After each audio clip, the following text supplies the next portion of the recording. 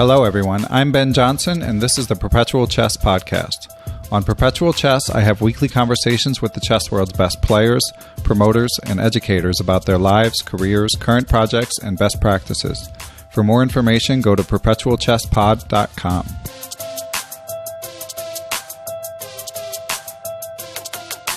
What's up, everyone? Welcome back to Perpetual Chess. I am here with the esteemed Grandmaster Jan Gustafsson, but before we let him share his wisdom with us, I just wanted to give you guys a quick warning.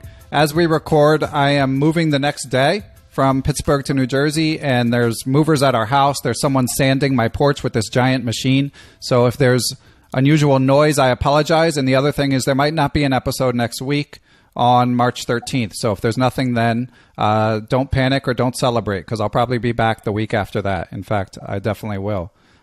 So with that out of the way, let's get to Jan. So Jan is breaking up his vacation from the beautiful Canary Islands in order to join us. Jan, what's going on? Well, breaking up is a bit strong. Like you, I'm using this to sneak away from the family for an hour. Quiet and peace. Talk about some beautiful chess. So, all good, all good. Yeah, having a family definitely reframes your idea of a vacation. Right. You're not going on holidays, you're spending time with your kid, right? Right, exactly. Although, seeing those pictures of the Canary Islands, I don't feel too bad for you. It's beautiful here, and I shouldn't throw the family under the bus in the first 10 seconds of it. They'll never listen to this. My wife doesn't listen to these. You've got too much content on the internet for your wife to keep up. That's very true. Okay, so we thought now would be a good time to have one of our most popular guests here back, because Jan, of course, is an old friend of mine and quite busy generally over at Chess24, but he's going to be particularly busy soon because we've got the FIDE Candidates tournament coming up, and Jan and his esteemed colleague, Grandmaster Peter Svidler, will be announcing, which I'm sure chess fans are delighted about. So Jan did a big preview for Chess24, but I thought here for Perpetual Chess, we'd do a mini preview. So Jan, one thing I was curious about is if you know all these guys in person, the 8 people playing in this wonderful tournament. I've certainly met them all. Like, I know some of them better and some of them less well, but yeah, I've run into them. Okay. Yeah, and some of them you know fairly well, I assume. Actually, having said that, I'm not sure I've ever met Ding Liren. I don't think I've ever talked to him. I think we've been in the same room, but I don't think I've ever talked to him. But other than that, yeah, some of those I spent quite some time with. Okay, and what was the nature of your preview series on Chess24? What I did is I did a video on every candidate, and I went through their results versus the other players in the field, which I always find interesting. So I looked up their individual results against everybody else, then I annotated a game by each player against another candidate, going sort of through their strengths and weaknesses, and then I gave my expert predictions. Normally I'm horribly wrong about predictions, though, so this will come back to haunt me for sure. Unless they're related to the NBA, right? Okay, that's a different thing. The NBA I actually follow closely, but the chess scene, I just wing it. Well, I think whether you like it or not, you end up following the chess world closely because you cover so many of these events. I was kind of joking, but yeah. I'm not sure. I think even if you follow them closely, it's also the beauty of chess or sports in general. It's very hard to predict, right? Every game, whatever, white is 40%, draw is 40%, black is 20%, or maybe it's 30, 40. No, I'm getting my math. 35, 40, 25? Yeah, I can't do math. We've established that. Yeah, anyway, it's hard to guess the result. Yeah, and then you multiply it over a series of results that are hard to predict in the individual, and in the aggregate, it might be even harder. Right. But so okay. Who's going to win the thing? You're asking me? Of course. That is an excellent question. I personally consider the 2 favorites to be Aronian and Kramnik. All right. So I don't know if it's considered going out on a limb with Kramnik. It's definitely not with Aronian, based on what previous guests here have said. I didn't get a chance to watch your series, Jan, so who did you all end up picking? I also put Aronian as my top favorite, which I don't think he's particularly happy that everybody's picking him as the top choice, because if he has one weakness, it has been that over the past couple of years, that at this very stage, at the candidate stage, he's sort of, crumbled or couldn't see it all the way through. He had some good starts and then didn't finish.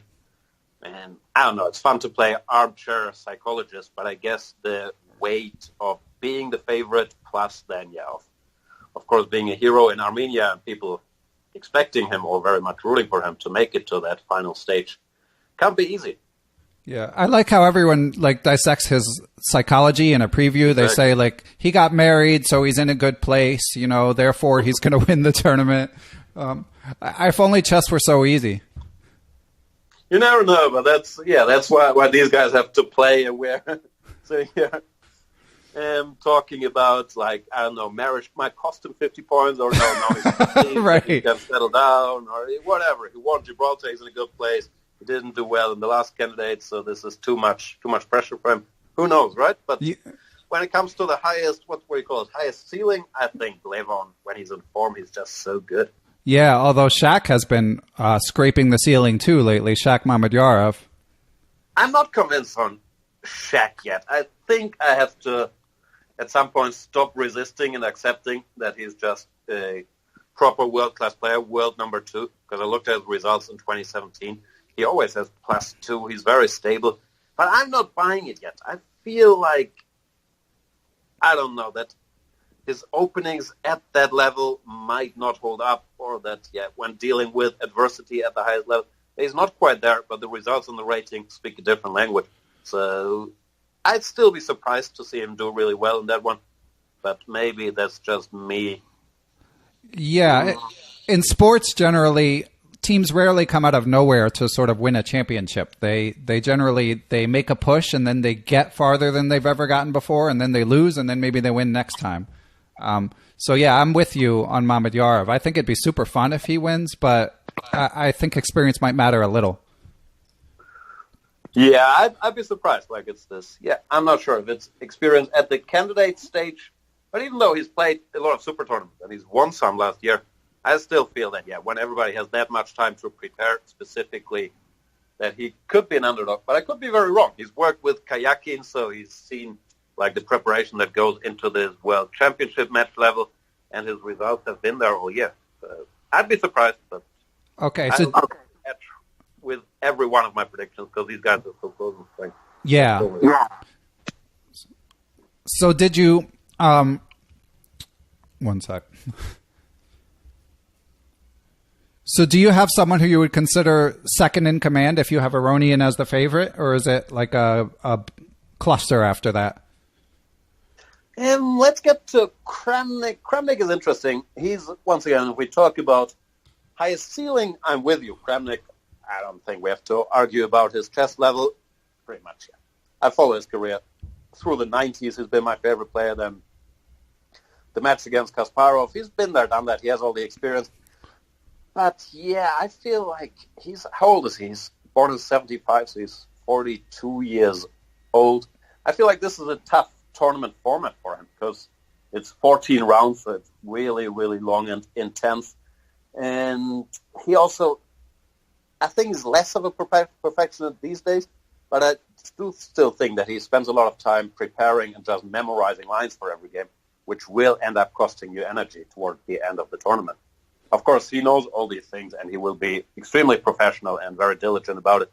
I just feel with this very format, age might be a factor.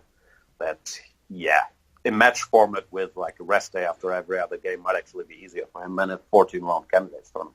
Yeah, that makes sense. And it's true that he's aware of them, but it's tough to counteract just having less energy. All right, so let's touch the other candidates. So Jan, you could just say a little bit about their chess style or something you know about them away from the board, but let's just knock them out one by one. So Sergey Karjakin. That's another interesting case for us armchair psychologists, right? Because it feels like Karjakin is sort of winging it all year when it's just the regular super tournaments. He's fine making draws, and he doesn't seem that concerned about his results. But then when it's the World Championship cycle, it's like, I know your listener number 1, Donnie Ariel, he's very happy with the basketball analogies. Oh, yeah. But it's like a thing like playoff Rondo, and there's World Championship cycle Karjakin, right? He just goes to a different level normally. His results in the candidates tournaments and in the World Cup have been extremely good. I'm I don't consider him a favorite this time around. Once again, I believe he might not be as hungry as the others, because he's become very, very famous in Russia from all I hear after this World Championship match, and you see him in commercials for Daimler and a lot of big companies. So I'm not sure. I guess he has a lot of appearances. He just got his second kid, as far as I know, so he sounds like a busy man on many levels. So I'm not sure if he's yet just finding the time to prepare as diligently as he did for the match versus Carlsen and for the candidate. Also, chess-wise, it's a tricky case because he has very particular strength, which he's famous for his defense, right? For being able to defend any type of position. And I also think he's a fantastic player after move 40 because, he's more of a sportsman, really. He's extremely resilient and he doesn't collapse. He has very good nerves. He never feels the pressure, it seems like. But I also feel like ceiling-wise, his highest level is not as high as the highest level of some of the other guys. For him, it's more consistency. So if someone hits their top gear, I'm not sure he can keep the pace. But once again, he's one of these guys I would say that before every tournament, and then he would prove me wrong in the candidates consistently. Yeah, I think it's pretty clear that everyone has some chance to win, although definitely some better than others. And I think that's an interesting assessment and about him basically being a victim of his own success in Russia. Ding Liren. That's my dark horse. I'm a Ding Liren fan. Like, people don't seem to, once again, he hasn't been there and they say he lacks experience and so on. But I like the guy. He made it to the World Cup finals. I don't know him well, but from all I can tell, he has very good nerves. He's a fighter. He has a very interesting chess style. Seems fairly stable to me. I don't think the expectations are that high, even though I don't really have insight into the Chinese chess community. So I don't know. But I really enjoy the way he's playing, and I think he can surprise many people in this tournament. So I wouldn't call him a favorite, but he's certainly my dark horse because the odds, I think, is like 15-1. He was last when it came to the odds makers. I put some money on Ding Liren if I was a gambling man. Which you used to be. Not really. And 25 years old, so he has youth on his side, along with Wesley So, which, since I mentioned him, Wesley So. Wesley So, tough to say. It's like, in chess it feels like Magnus has been number one. He's had his ups and downs. But then we've always had a guy who's made a push for like half a year. Wesley So had a fantastic second half of 2016, was it, where he won Sinquefield Cup, London, then early 2017 he won Vaganze. People were having these discussions, who's a better player, Magnus or Wesley So. But then he sort of couldn't keep it up. And then Aronian took over that belt, and now you could argue was Mamedyarov. So it feels like no one can really keep their position as number two. And Wesley, his results haven't been that impressive, even though the main culprit was, the Sinquefield Cup 2017, where he had like 3 out of 9, which maybe he has history with the place and he doesn't do as well playing sort of at home. So, hard to say. I feel Wesley So is a tremendously solid player. His opening preparation is very good, but not very surprising. Like, he will stick to main lines and he will have his homework done and checked everything with the computer. I feel he might struggle to win a lot of games if people don't have to risk that much against him.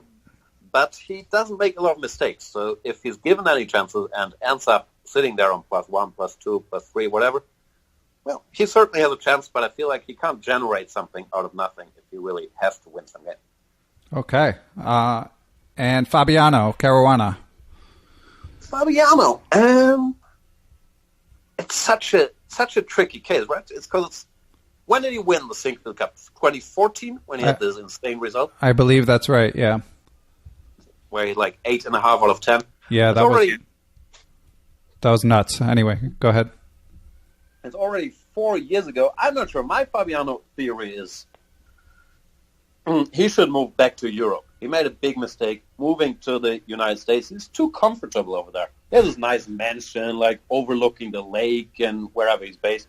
St. Louis, like he's partying with the chess bras and he's going to all these events promoting scholastic chess and being Mr. Celebrity. So I'm half joking here, but only half. Because the one time I really improved in chess was when I was an Erasmus student in Madrid. I didn't do any studying, but I didn't know anybody. I was in a foreign country, so I was sitting in my room studying chess. I knew one guy who I would meet to study chess with, and I improved, 80 points in that half year. So I feel he should move back to Europe, change locations every year. And because right now it's like St. Louis 2014 was his Rocky 1 moment. And right now he's Rocky 3. He's too comfortable, and he can't work hard anymore. So I'm not sure if I believe in Fabiano this time around. Okay, those are old American boxing movies for those of us who are not the pop culture expert that Jan is, but I love it. You're from Philadelphia. I'm trying to work the reference. Exactly. No, that hit me in the heart. I appreciate it. All these club legs out there, Fabiano. Right. And sitting at home, Adrian looking better than ever. Come on. Go to Siberia for your next training camp. I think you may be right. And the other thing is, of course, Lawrence Trent isn't his manager anymore. That's got to be tough to overcome. That must be very hard to overcome. But also, if you hired Lawrence Trent as your manager, is it because you want to sit in Siberia and work extremely hard with no distractions? Or do you want a taste of this good Lawrence Trent life?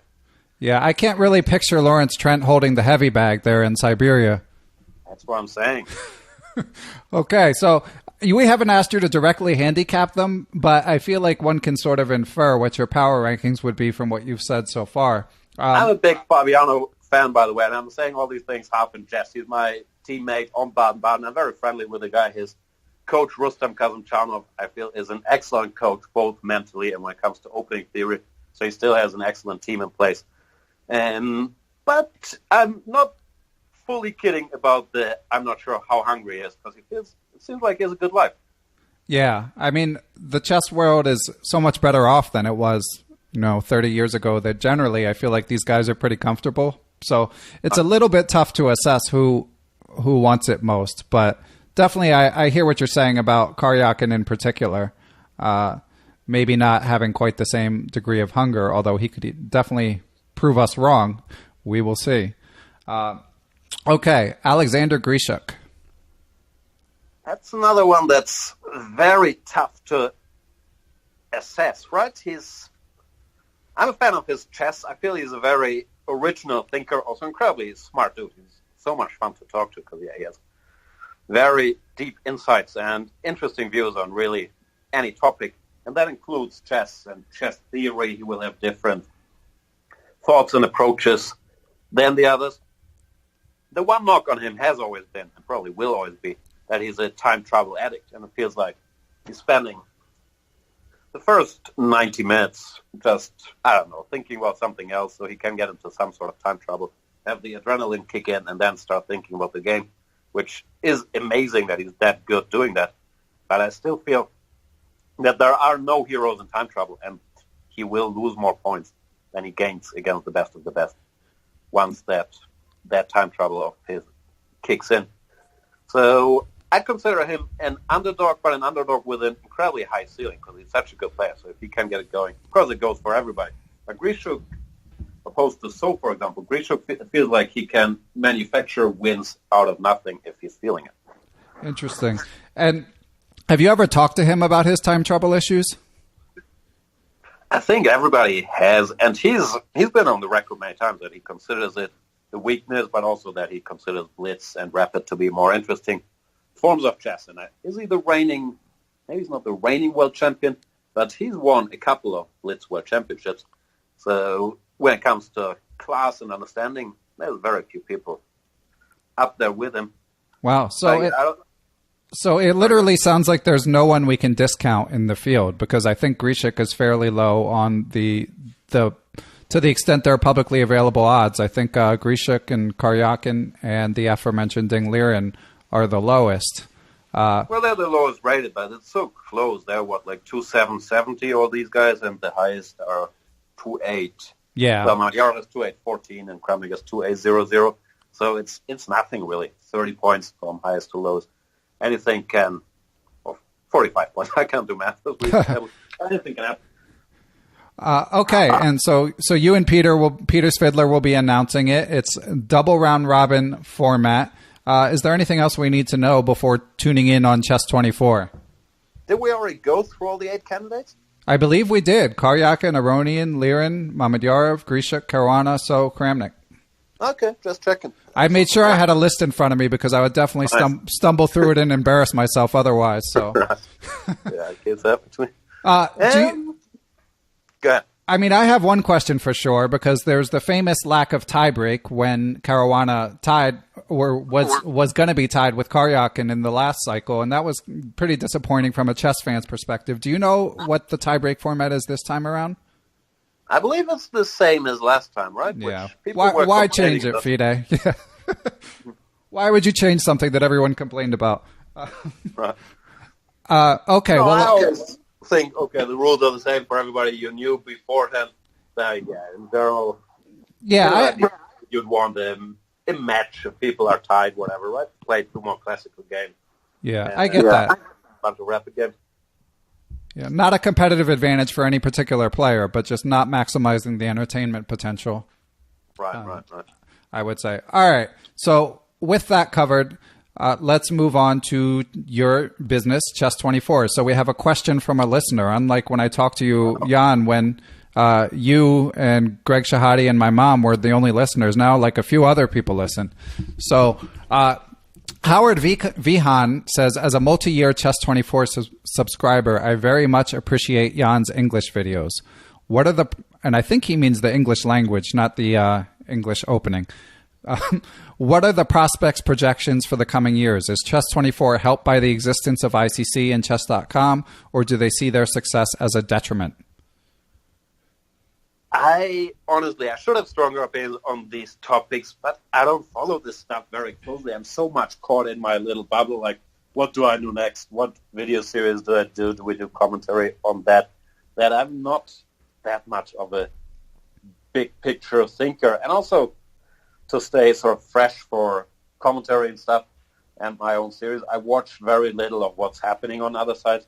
So, honestly, I don't know. What I can tell you is that I'm enjoying what I'm doing over at Chess 24, and we'll certainly try to keep it going and improving the site, both when it comes to content and programming, all that stuff. But I'm not an expert to talk to about the chess website's landscape. Honestly, I don't study it much.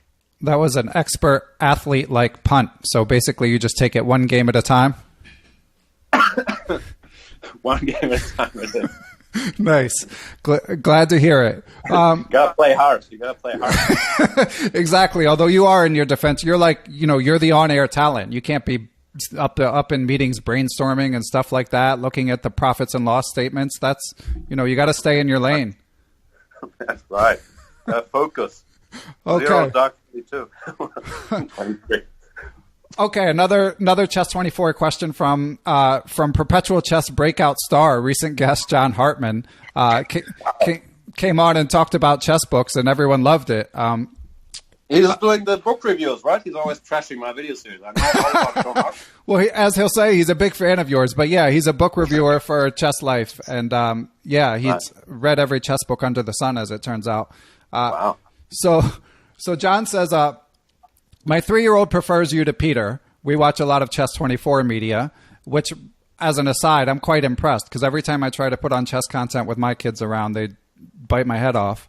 But anyway, he said he just thought he'd want you to know that his 3-year-old prefers you to Svidler. So you got that going for you. And I do consider 3-year-olds my key demographic. Exactly. Sorry. Next up. Which engine do you use for analysis? What is your engine of choice? I got to update. Like, I've been using Stockfish 8 for a while. I think Stockfish 9 is out now, so I probably should update. I don't think it's particularly important. I think all these guys, whatever, Houdini, Stockfish, Komodo, they're all on a very similar level. So it's more about being used to some engine.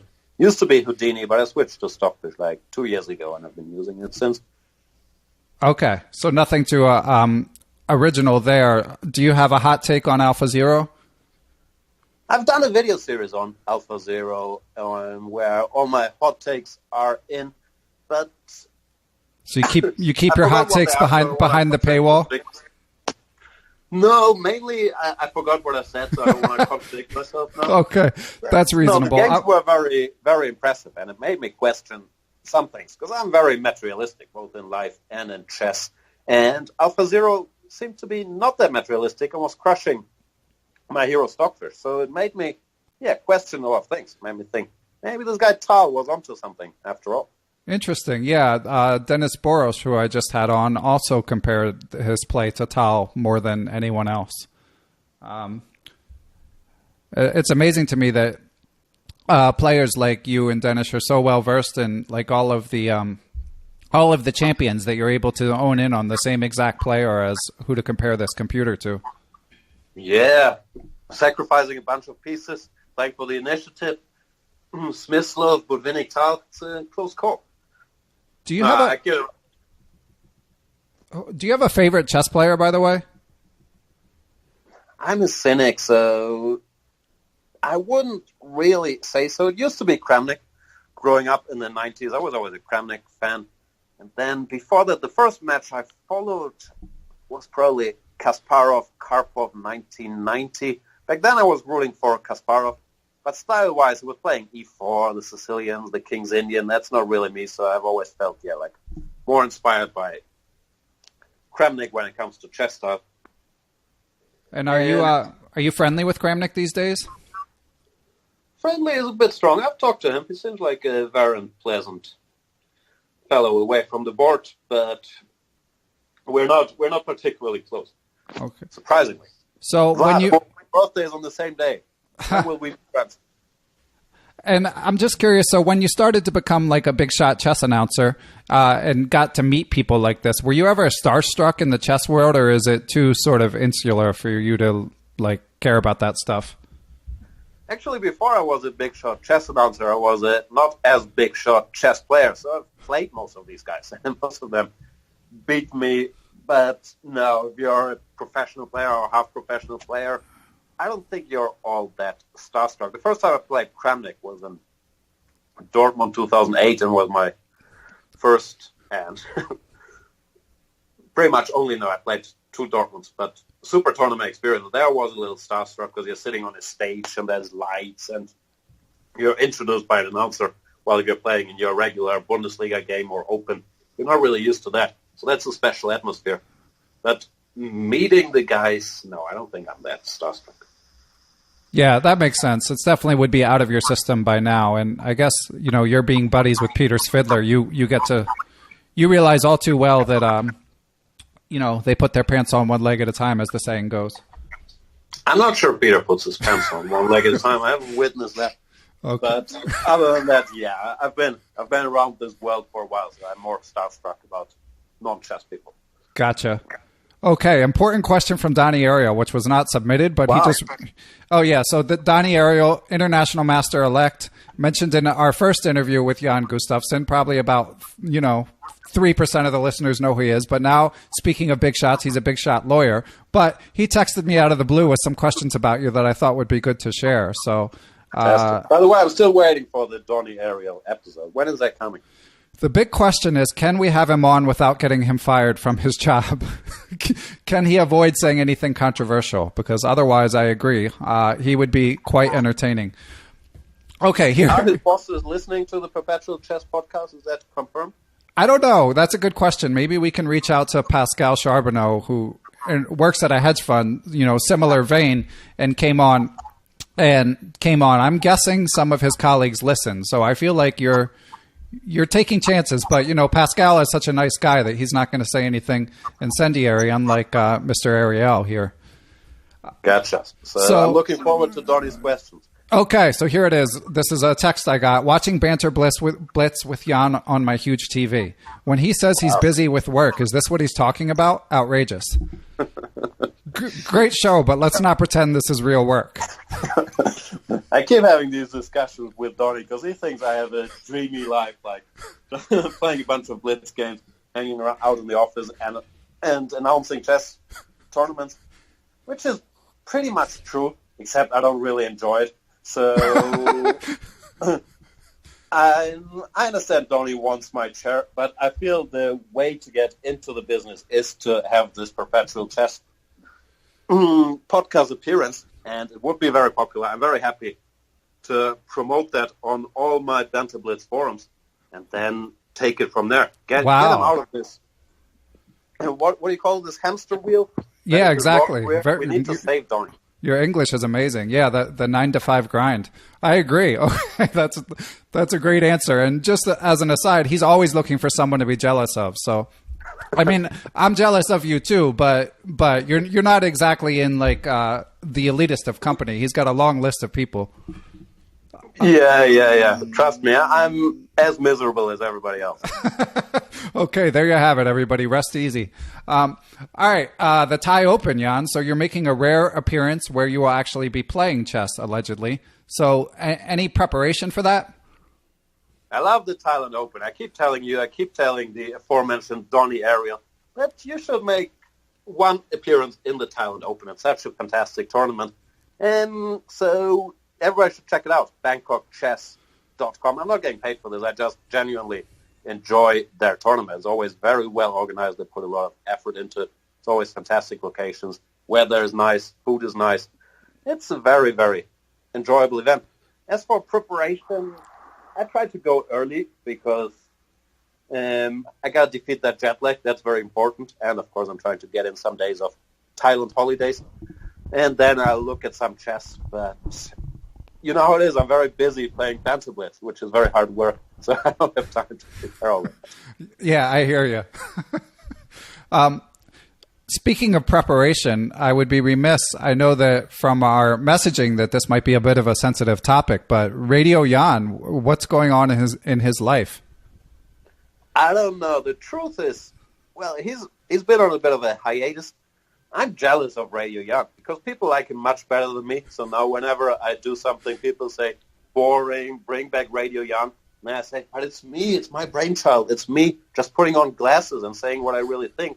So it's tricky because it's very hard if people like your character better than you. So I have to figure out if he's going to make a comeback during the candidates or at some point. Wow. But you got to give the people what they want, right? Yeah, you do. It would be heartbreaking if he were to disappear. I once considered having him on the podcast, but then when you were venting about how you were a little jealous of Radio Jan, I felt like maybe I shouldn't ask you. Maybe I could talk to him. We'll figure something out. And he's got a face made for television too. We can't waste his talents on audio only mediums. He's a very handsome man. I'll give you that. But speaking of audio only mediums, Jan, you mentioned to me also that you may have a podcast at some point. I'm both excited and petrified at the same time. Probably I'll never do it. I keep thinking, because all I do really is listening to podcasts. It's such an enjoyable medium, right? You're on the train or in the gym or you're having some time between banter blitzes. So you're listening to podcasts, and it's so much fun to do it. I don't really like talking to people. I like to listen to other people talk. So I feel this could be a way for me to actually interact with other human beings. But it seems like a lot of work. So I'll bother you with that. Like, how do you actually set it up technically? How do you do the editing? How do you find guests? Your sound just got really bad. Sorry. Can you? See, that's one reason why I shouldn't be doing podcasts. Audio thing. Can't figure out. That was funny. So I guess we'll leave this in. But can you repeat the answer in a slightly shorter format? Because people might have caught some of that. Want to do a podcast? Probably too stupid and too lazy to figure out how. Okay. Yeah, I've had several inquiries from chess-related people. Some of them want to do chess podcasts. Some of them want to do unrelated. I want to do a movies podcast, but I'm not sure I have an audience. Okay. Well, I mean, how many? You've got like 11,000 Twitter followers. That's no joke. Your chess fans would walk through walls for you, as the saying goes. So. No, but you know how it is. # stick to chess. I would say, I'm not following you for your stupid movie opinion. Tell me about the candidates. How much do you get that for your banter and stuff like that? Because I certainly hear a little bit of it on the podcast when we venture away from chess. I get it quite a bit, and to some extent, I understand it. Like when I'm listening to my basketball podcast and they start giving their opinions on Power or whatever show I'm not watching, I'm thinking the same thing. But then again, I think to make anything successful, you gotta have a bit of fun yourself and talk about stuff that you enjoy and that interests you, right? So gotta find a balance. Very tough. Yeah, well said. And you're in the unique position of you just have so much time to fill. Like, I mean, when you're Where's that coming from? Like, I leave home at 7:30, bring my daughter to kindergarten, go to work, come back at like 7 p.m. No, I don't. Eat something, fall asleep. No, you misinterpret. That's my life. I don't mean in your life, although I think you probably have more time than I do. But I meant when you're actually on the air, because you do your banter blitzes, which are like 90 minutes. But then when you're covering those epically slow chess tournaments, I mean, you just like, what are you supposed to talk about for 6 hours? Yeah, I agree. It's tricky. The good thing is this guy Svidler, he normally watches cricket or some even slower, more boring sports than chess. So he's used to like 3 days events, and he can talk about other stuff as well. Yeah, he is quite the gifted speaker. Word. All right, so Jan, yet another topic I want to hop over to. It can now be revealed. So I don't know how many of the listeners will have heard our first interview recorded on the notorious Election Day of the United States last November. Right. It was literally the night before the election. Yeah, and unbeknownst to even me at the time, you were off with Team Magnus preparing him in the last World Championship match. So I know you've talked about this in other places, but could you give a little glimpse behind the curtain at what it was like? And we also had your friend Niels Grandelis on, who you gave me some dirt on, or lack of dirt. But there's literally no dirt on Niels. It's very disappointing. Yeah, that was the impression I got. Super nice guy, great talk, but yeah, it didn't seem like there was much dirt. So what was it like working on that well-oiled machine? I thought it was, for me personally, it was a fantastic experience. When we spoke, I was in Kragerø, which is a resort in Norway. Very nice place too. Sorry. Coughing here for a second. Where the team of second was based. So I was there for a training camp before the match for a couple of weeks. And then the first half of the match I was there as well. I think, we talked, I don't know, maybe 2 days before the match started. So we were all huddled up in Norway, which worked very well because it's 6 hours time difference to New York where the match was held. So we could just get up in the morning, have breakfast, get some work in, and then when the guys would wake up in New York, like Peter Nielsen, his main coach who was in New York, then you could already like give some work. So it wasn't like the typical thing where as a second you have to work a lot at night, but we could just stick to more or less regular hours and use that time difference in our favor. And for me, it was a fantastic experience because I want to win the Thailand Open, but I understand it's probably not going to change the chess world all that much. But to be involved with something that actually matters, like the World Championship match at the highest of levels was, just a lot of fun to be a part of. And I greatly enjoyed it, even though, of course, while you're there, it's mainly work and focusing on whatever openings you have had. But for me, it was a fantastic experience. Yeah, and we got a lot of the details from Niels, the ones that he was able to share. So I won't grill you too much on the day-to-day, but I am curious, like, when they reach out to you about this gig, is it like, was it Peter who contacted you, and like, how well defined are the terms and stuff like that? I've been friends with Peter Heine for forever, really, for at least 20 years, maybe more, probably more. So he's my first point of... Sorry, I'm really starting to cough here.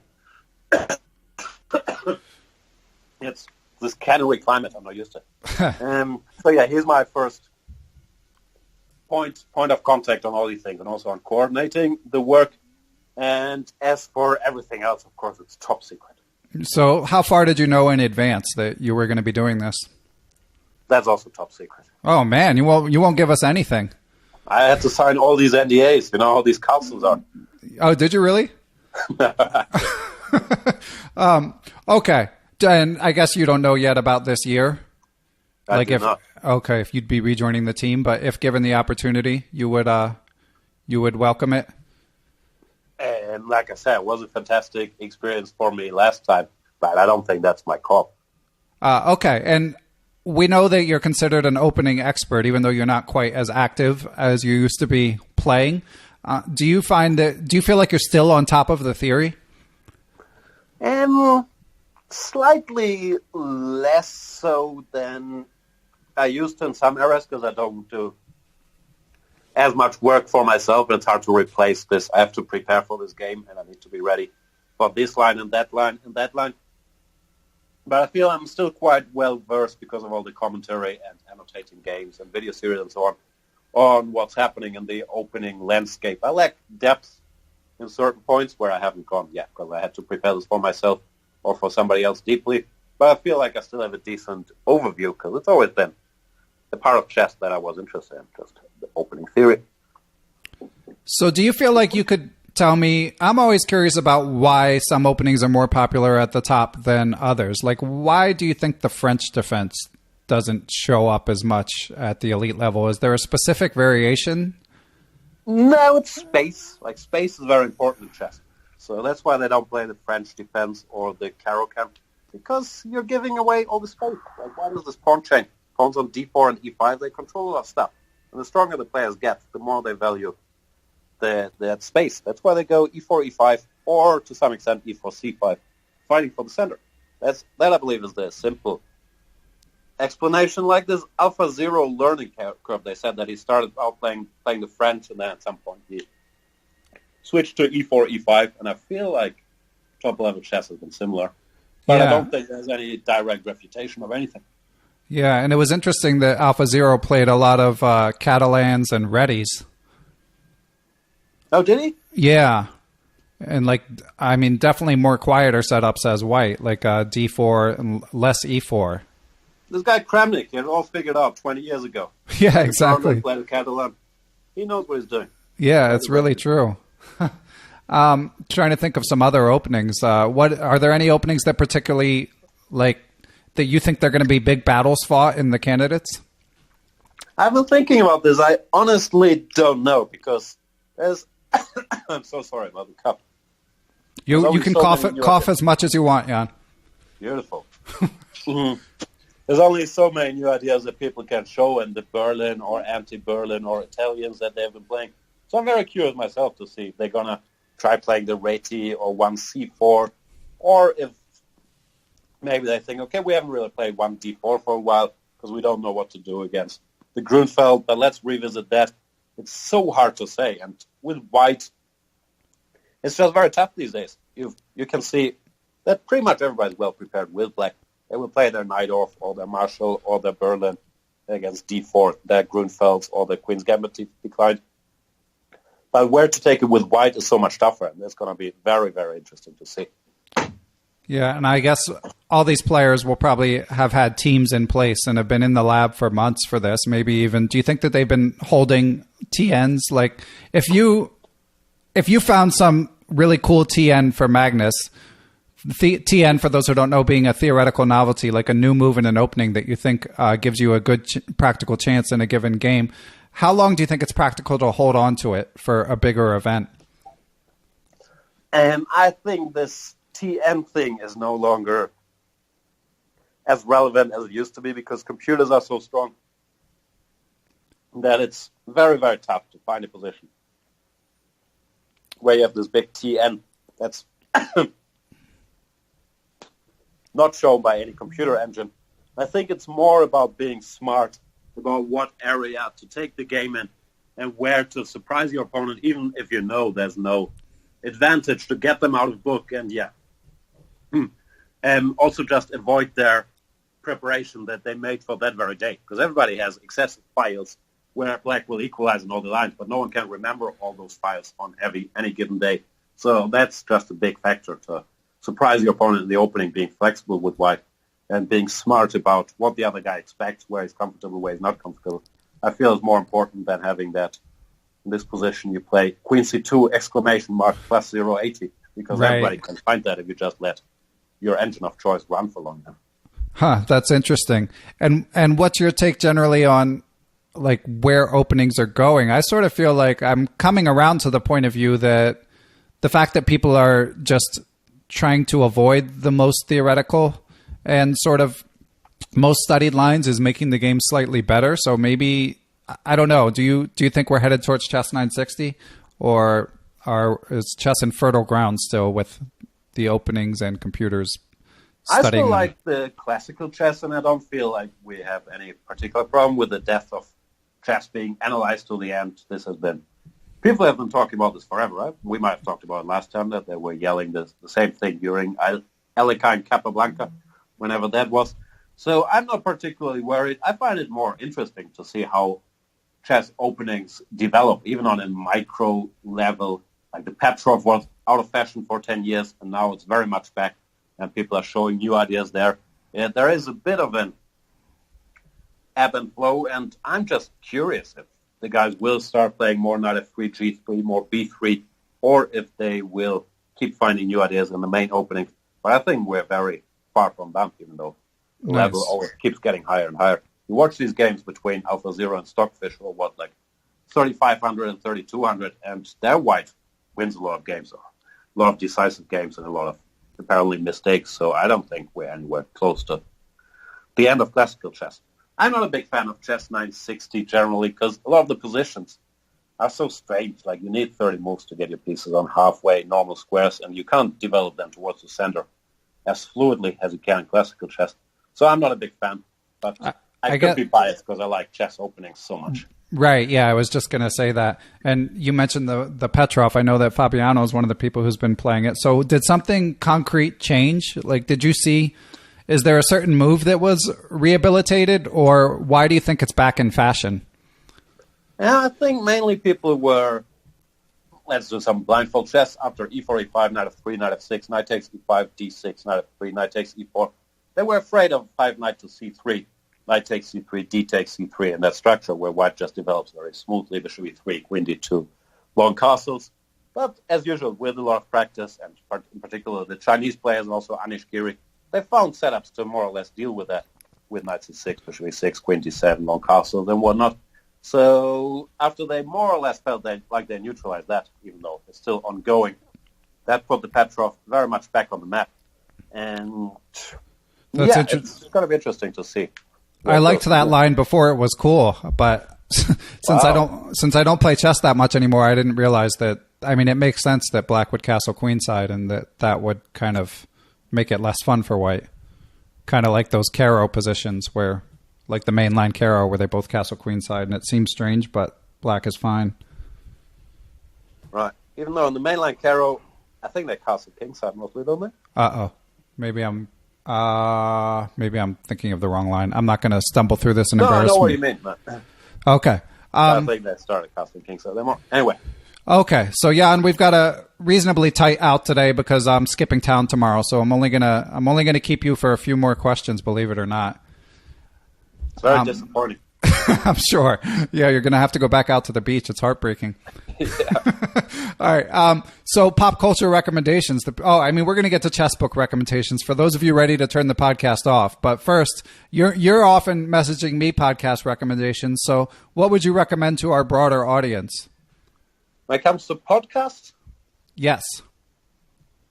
What have I been listening to? Like, I enjoy this movie podcast, Blank Check with Griffin and David, which, they're just covering filmography. So I learned a lot about the work of Paul Verhoeven recently, about Basic Instinct, Showgirls, Hollow Man, RoboCop, Starship Troopers, one of my favorite movies. And so, I feel like people will enjoy that one. I did listen to the Basic, and you recommended it to me 2 different times. So I did break down, and Basic Instinct, I was like, okay, finally it's a movie I've seen and I can remember a little bit, because mostly it was just making me feel like, man, I haven't seen any movies. And I did enjoy what I listened to. It made me want to see the movie again, but of course I haven't done that yet. I see. So the one movie you've seen out of all the movies is the one with a lot of explicit scenes. That's right. Or maybe it's just the only one I remember for that reason. Fair enough. All right. So I listen to a lot of junk. Let me think what else I listen to. Comedy Bang Bang. I'm a big Comedy Bang Bang fan, which is its own world. Like, you got to listen to a couple of episodes to get into it. And I enjoy this one, which I also tried to get you to listen to. What's it called? The Dollop. Oh, yeah. Little bios of people. You like it when people riff. I do enjoy the riffing.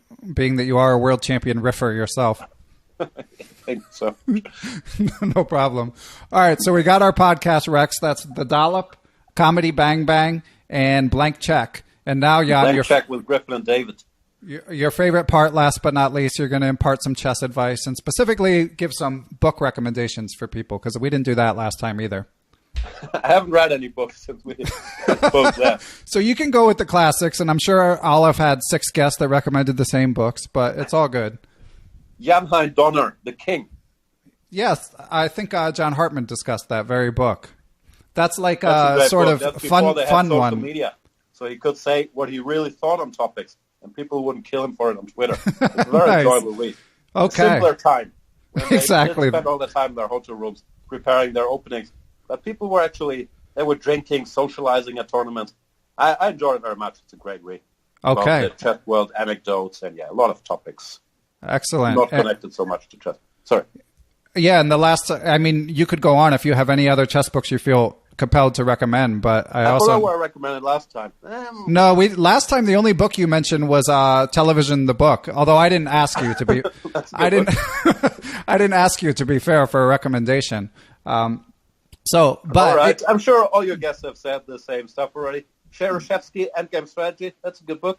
Yeah, that one's only got a couple recommendations, but that is a good book. No, I personally, I stopped reading chess books a while ago, really, which is nothing I'm proud of. I should actually get back into. I grew up on these Yusupov Dvoretsky books. They're great. I had the pleasure to do some video series with Yusupov myself recently, and I feel like I learned a lot from just sitting next to him and having him explain these concepts like prophylactic thinking and good chess technique and whatnot. So, you can't go wrong, even though you probably have reading those. Other than that, I don't really know. I enjoyed the Gelfand books, which I'm sure have been mentioned plenty. In general, Avro as well, but Avro and Ogor seem to be getting a lot of praise for their work. Yeah. I have to admit, I'm not very up-to-date on the chess book scene at all. Yeah, and you did series with both Yusupov and Dvoretsky, so what was it like? Yeah. Rest in peace. I was very sad, actually. Yeah. Because he died, I think, 2 months after he was in Hamburg recording with us, and I had no idea. I had some idea that his health wasn't great, but I had no idea it was that serious. So that was, just very strange. On one hand, of course, it's great that I got to spend some time with a legend so shortly before, but it just feels weird. You think come on, I could have been nicer, taking him out for dinner a couple more times, picked his brain more, and then he's just gone. So that was very strange, but it was great getting to meet him. Yeah, definitely a big loss for the chess world. Okay, Jan, believe it or not, I think I'm out of questions. That's it? I think that's all we got, unless there's any other burning topics that you would like to address. I'm just curious about your life. So you're moving from Pittsburgh to New Jersey? Yeah, we're moving to Princeton, New Jersey, basically right in the middle between New York and Philly. Princeton, is that the university that looks like Hogwarts? I don't know. It's a very, prestigious and well-known university here, but I have actually never set foot in Princeton. So I'll better be able to answer that when I have you on in another year or so. But yeah, we don't know too much about it. I'm excited mainly about the proximity to other places, Philly and New York. Right. So you're going back to being a coastal elitist. I am, yes, yeah. The Midwest flyover country just didn't work out, so back we go. I see. Then have a good. I don't know, how do you do these things? Have a good trip over there. How do you fly? You fly and have people transport your stuff, or do you have to drive a truck, or how does it work? So the truck is coming Thursday, and they move everything. And now that my wife and I are all grown up with kids, we have 2 cars, which is just shocking and ridiculous to me. But so we won't even be packing the kids all in one car. We'll be taking separate cars to New Jersey. I'll be campaigning for the car without the kids, and off we go to a new life. Boom. So you're happy or sad? On average, is this a good move or a bad move? It's net positive for me, but it's a very easy life in Pittsburgh. Good quality of life and inexpensive and stuff for kids to do. So we're sad about that, but my wife got a good job opportunity. And like I said, my friends and family are close by. So there's a part of me that feels like I'm back moving to moving back into civilization, you could say, because I don't see my friends at all anymore. Pittsburgh. Yeah, I had to pause. I had to pause and think about saying it because I do love it here, but it's just I'm not from here, so I don't see any of the people I know best. Gotcha. So people from Pittsburgh, unfollow Ben on Twitter, Facebook, all social media. People from New Jersey, become Chess24 premium members and hire Ben Johnson for your chess coaching. Yeah, that's all we got. We're done. Yeah, that's all we got, Jan. And they know where to find you on Twitter for your annual tweet. I don't tweet much, but I still take a lot of pride in my Twitter followers. So please follow me to feed my already massive ego. Exactly. At GM Jan Gustafsson. Cool. And of course, tune in to Chess24 for the candidates. That's what we'll be most excited for. And I'm sure everyone will enjoy it and can't wait to see what happens. Absolutely. I'm excited about that one, actually. Yeah, so you won't be dragging to work those days. Yeah, I'll still. You guys record, but I'm excited about the tournament. You guys record from Hamburg, right? Right. I was doing it in Hamburg. Yeah. Okay, cool. Yeah.